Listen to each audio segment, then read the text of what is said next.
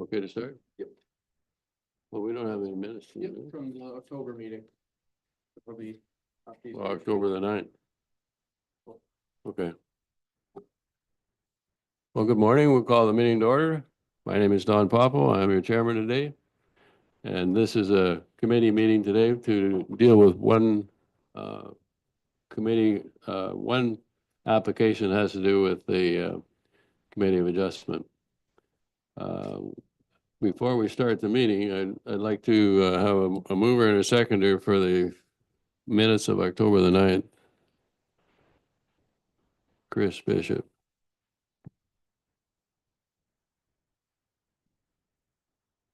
Barry Boyce. So moved by Chris Bishop, second by Barry Boyce, that the minutes of the Committee of Adjustment meeting for October 9th be adopted. That's carried.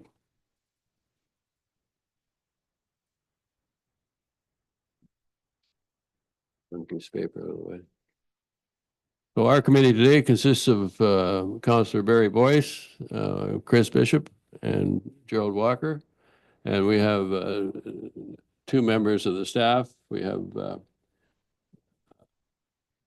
let's see now, who do we have? Adam Mayer, who's the deputy secretary treasurer for the committee, and Jeff Isles, who is the secretary treasurer and director of planning for the township. If you have any questions as it goes on, we're only dealing with one case, so there won't be a lot of confusion. But if you have any questions, just stick your hand up and we'll hear what you have to say. So we got a whole list of things we have to agree on, but. So the Committee of Adjustment meeting for December the 11th, 2024 now comes to order. A notice to all those in attendance that this meeting will be live streamed on YouTube and recorded. And please note that the recording will be linked to the municipal website following the meeting. And we've introduced our committee, and this is a public hearing to consider one application for a minor variance for the municipality zoning bylaw. It's the committee's responsibility to consider all information received to date regarding the requested variances and to hear and consider any comments or question provided by these applications. Any variance granted by the committee must meet 4 tests, which are very clearly defined in the Planning Act. The requested variance must be minor in nature, desirable for the proper development of the land, comply with the general intent of the official plan, and comply with the general intent of the zoning bylaw. Please note if anyone wishes to be notified of the decision, please make a request in writing to the municipality. Does any committee member have any possibly a conflict of interest with this application we're dealing with today? And the answer will be recorded as no. Any oral or written submissions received in advance of the meeting will be verbally read aloud at the time when the application is considered. All persons who have pre-registered will have an opportunity to present or ask questions about the proposals. Please direct all your questions and comments to the chair. State your name in relation to the application prior to speaking. We've already adopted the minutes, and the first application is the only application, D13 MV 2024-19 Sheffy. So we're dealing with Melissa Markham, is that correct?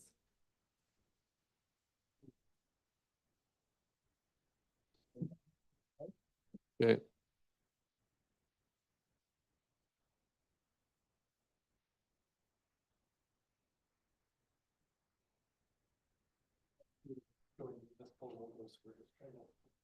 Address a few matters.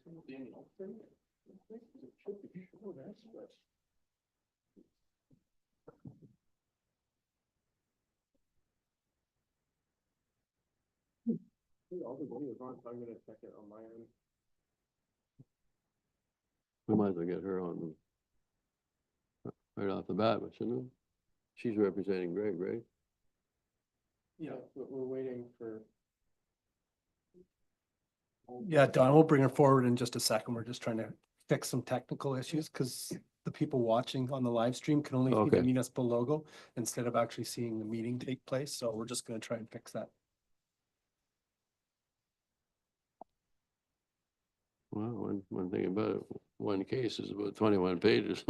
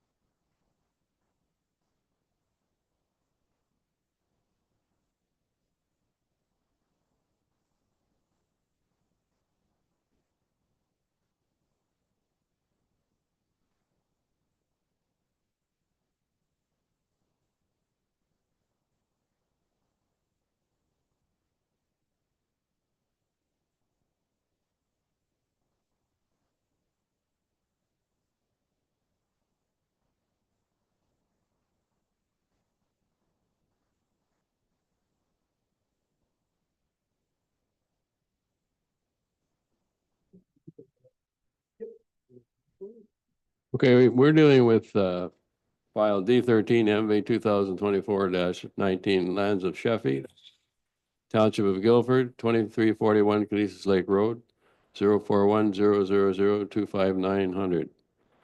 And what we're being asked for are four variances to the official or to the property involved. One of you guys want to start it off? We'll carry on from there. Well, what we can do is we can bring in the agent for the application and then she can explain their request. her. And then we can go from there. Yep. Okay, you're on tap there, Melissa. Perfect. Thank you, everybody. Is it okay if I share my screen just for a quick presentation that I have? Okay, thank you. Yes. Okay. Oh. You want to just make reference to the property and there was four variances requested. Yes, that's correct. Is that not correct?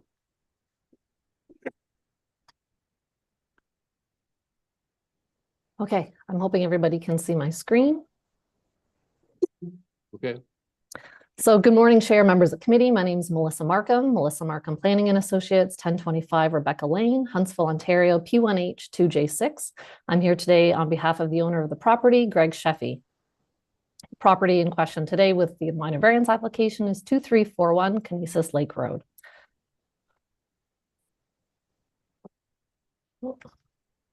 I was retained by the owner to assist with this minor variance application to facilitate the removal of one dwelling and to construct additions on two dwellings where more than one dwelling exists on the subject lands. Relief is required to permit an increase in gross floor area where more than one dwelling exists on the lands. The relief requested, once again, is to permit an increase in gross floor area for two dwellings and to permit the enlargement of a legal non-complying dwelling, which is two dwellings, which are the same ones that are looking for an increase in gross floor area. The subject lands have a total lot area of 3.1 acres and approximately 1,000 feet of shoreline frontage on Silverland Lake. The existing property consists of 4 dwellings and 7 accessory structures and buildings. All existing structures are legal non-complying as they've been in existence since prior to 1977. The subject lands are well vegetated with mature trees throughout the property outside of the areas of the existing buildings. The majority of the shoreline is well treed and in a natural state. The total lot coverage is only 3.56%, with the remainder of the lands in a natural state.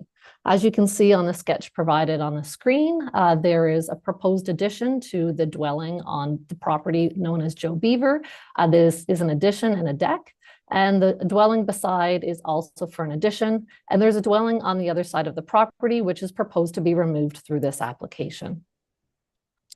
The application is for a minor variance for addition to the two dwellings as shown on the site plan. One addition is for a deck and the addition, and the other is just for an addition to the dwelling.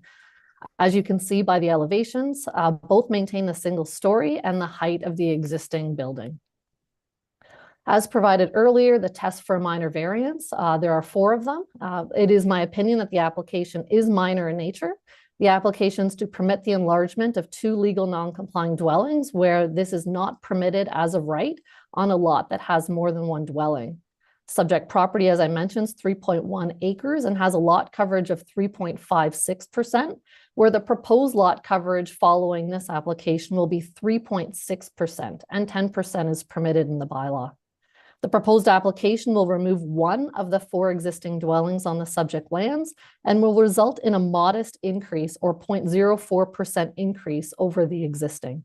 The additions will maintain the existing single-story height, and it's in keeping with the existing use on the subject lands and the setbacks of the existing development. Visual impact will be minimized as the natural vegetation along the shoreline is being maintained. And when considering the application as minor, consideration has been given to the anticipated impacts and the relief required. No anticipated impacts are expected through the proposed development. It's also my opinion that the application is desirable for the appropriate development of the land. The additions have been sited in the most appropriate location to ensure maximum vegetation retention and minimal site alteration.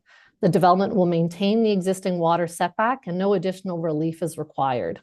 The application will remove 1 of the existing legal non-complying dwellings to reduce the intensity of use on the subject lands.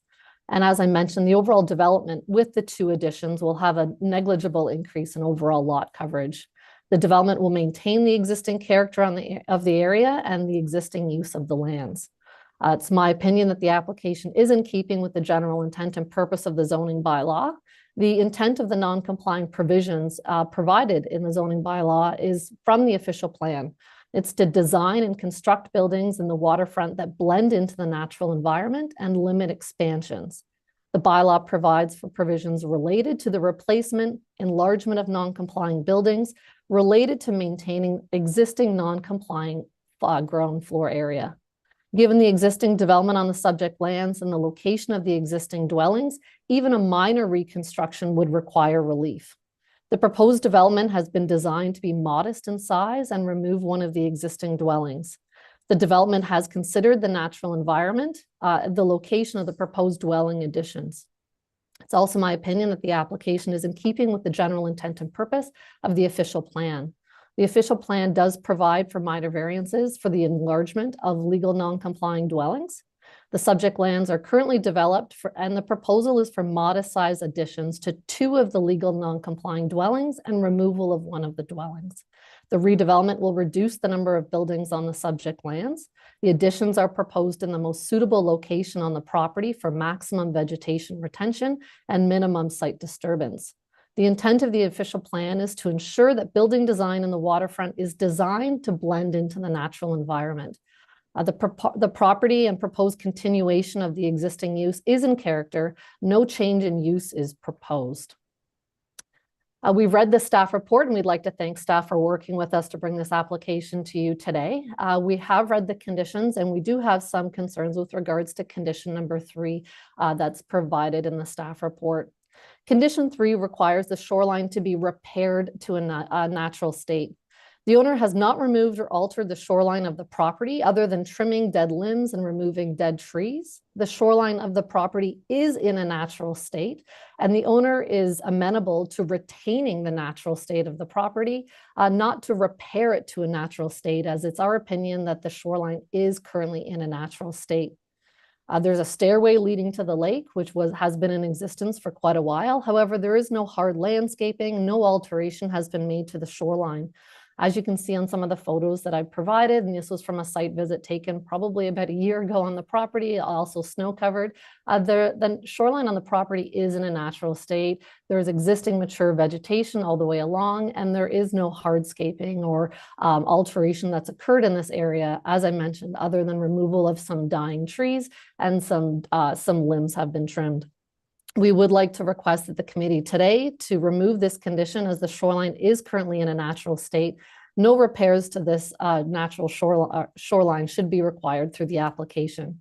We're also aware of a condition that was recently added to the application yesterday with regards to closing off an existing building permit. The owner has contacted the municipality since this condition has been added in order to clean off that application. So once again, we'd like to thank you for the opportunity to provide our presentation today. Here to answer any questions. We're also not aware of any letters of concern that have been raised with regards to the application. Do we have any questions for Melissa? No, I don't think we got any questions for Melissa, but I got one for Jeff to see what we can do about the number 3 there, if we can change the wording or if we can take it out of there completely, or what do we want to do or help? What can we do? Yes, thank you. Through you, Chair. Both those options are available to you. You can remove that condition entirely. You can soften the wording to say encourage more vegetation, or to implement and or maintain the existing vegetation. So those options are all available to the committee. Okay, well, I'd like to see us just say if we just even use the word encourage and maintain what's there, that's fine with me. If that, you guys, what do you guys think? Yeah, I agree. I agree with that. Yeah, I would agree with that as well. So that is various to the section, but enlargement of legal non-complying dwelling Joe Beaver for more than one dwelling is already located on the lot. Is that what we're talking about? If I can clarify, Chair, through you, this is condition number 3 that the applicant, or sorry, the agent Oh, for the for applicant had condition, yeah, questions okay, about. And yeah. this is the condition prior to occupancy. The shoreline shall be repaired to a natural state using native vegetation. So what is being suggested is we can soften that language just to say that they should maintain the existing shoreline vegetation. So how are you gonna soften it up? What are you gonna? Just use that language to soften the language instead of requiring them to repair Okay, it, fair enough, just to yeah. maintain what is there. You good with that? You good with that, Barry? I'm good with that. How about you? Are you all okay with that? Did you hear me? Oh, sorry, my apologies. I didn't hear my name. Yes, the word maintain would be preferable. Thank you very much. Okay, go ahead. So notice of the minor variance was circulated as required by regulation on November 26, 2024. The following comments have been received. An email from Adam Kozlowski, the senior planner from the County of Haliburton, with no concern of the requested variances, but encourages revegetation within 20 meters of the shoreline where the seasonal dwelling is to be demolished. He explains this is to improve natural features and functions adjacent to Silverland Lake. Now, should the committee decide to grant the requested variance, the following conditions would be appropriate. Condition number 1, this variance applies to 2 seasonal dwellings known as Joe Beaver and Donald Duck, as shown generally on the property sketch dated November 5th, 2024, and attached to the decision. Any encroachment beyond the variance granted herein will require a further application for a minor variance. Condition number 2, the County of Haliburton Shoreline Tree Preservation Bylaw 3505 applies.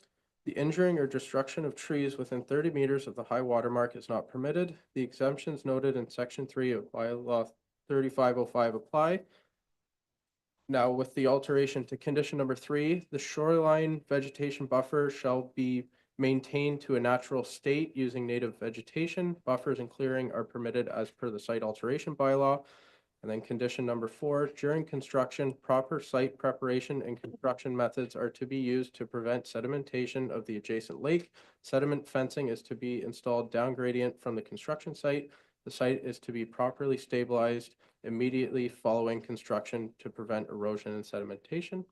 Condition number 5, prior to the issuance of a building permit, the applicant shall remove the 4th seasonal dwelling named Kingfisher as highlighted on the property sketch dated November 5th, 2024, and attached to the decision. And lastly, condition number 6, prior to the pouring of footings, the applicant shall obtain final inspection for open building permit P10-BP-2014-151. And if I may, I just want to elaborate to what Adam was doing. He read the proposed conditions. We do recognize that condition 3 has already been directed to be altered by the committee. But we just wanted to read all conditions so that if they were on the table, in case there was any questions from the agent or any discussion from the committee. Adam also read one comment that was received from the county, and staff are just looking for some direction from the committee with regards to that comment. Which was, And the comment from the county was to encourage revegetation where that building was being removed.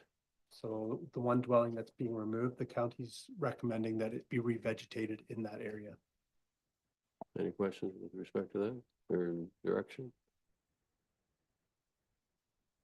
I think that's fairly straightforward. Melissa, would you have any issues with, bringing natural vegetation back to when the Kingfisher building is tore down and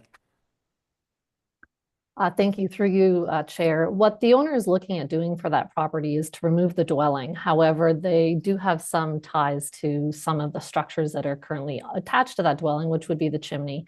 They were looking at maintaining the fireplace or the chimney part of that dwelling and maybe using that as some outdoor space. So they would be looking to use some of that area for personal use. I think there could be a couple of plantings put in there, but that is their intent following removal of that dwelling. You okay with that? Again, I don't have a problem with that. I do know the property and everything a little bit, so, yeah, I can understand what they're trying to do there. Nor, if he tore the fireplace not down, not saying that that's what we're requiring or anything, I'm hoping that he can keep it, but, if he wanted to put a fire pit of some description there, then he has the right to have, so much cleared around that fire pit anyway, right, Jeff? Yes, thank you through you, Chair. So the bylaw does permit up to 20 square meters of deck and or patio within that minimum water setback. So they would be permitted to have patio and or deck or similar cleared areas Where the fireplace is. in that location. Yeah. And a fireplace, yeah. Any other comments? I think we're all pretty familiar with the property and probably delighted that this is going to take place, so. So maybe what we should do then is deal with each, there's 4 variances requested, but deal with them one at a time. Go ahead. Yeah, just prior to discussion of the subject variances today, there are 2 members of the public in present today, so we should make sure they see whether they have comments or You not. probably thought I forgot about you, but I didn't forget about you at all. Do you have any comments that we should be taking into consideration? So you're in support of the application? Yeah. Good for you. Well, then let's deal with these 1, 2, 3, 4. Is that fair enough, Gerald? I'll move that we grant A. I'm not going to read it, but number A there, that we grant that. I'll read it. It's the variance to section 3. Oh, I better get my glasses. AX 19AX permitted increase in the gross floor area of a legal non-complying dwelling, Joe Beaver, new guy in Halliburton, of 42.7 square meters or 460 square feet, as opposed to permitted 0 square meters and 0 square feet for a total gross floor area of 101.3 square meters or 1,090 square feet. Granted? That's all in favor? It's carried. Number 2 is a variance to section 319AX to permit an increase in gross floor area of a legal non-complying dwelling, Donald Duck. I thought he was in Florida, of 24.2 square meters or 260 square feet, as opposed to permitted 0 square meters or 0 square feet for a total gross floor area of 101.5 square meters or 1,092 square feet. is granted. It's carried. Third one is section 319 AX, A9, to permit the enlargement of a legal non-complying dwelling, Joe Beaver, where more than one dwelling is already located on the lot. Granted. That's carried. And the fourth one is variance to section 319 A9 to permit an enlargement of a legal non-complying dwelling, Donald Duck, where more than one dwelling is already located on the lot. Is granted, and that's carried. Donald Duck and Joe Beaver and all those guys must have been friends with Clayton, his grandfather. Are there any other questions with respect to that? We're granting all four variances.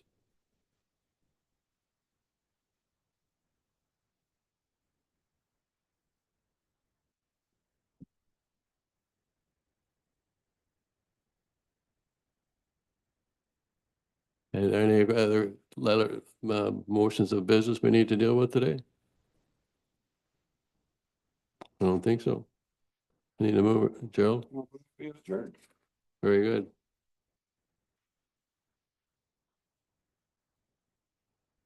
Seconder? Chris?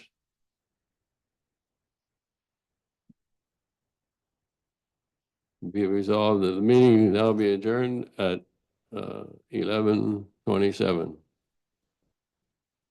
a.m. Carried.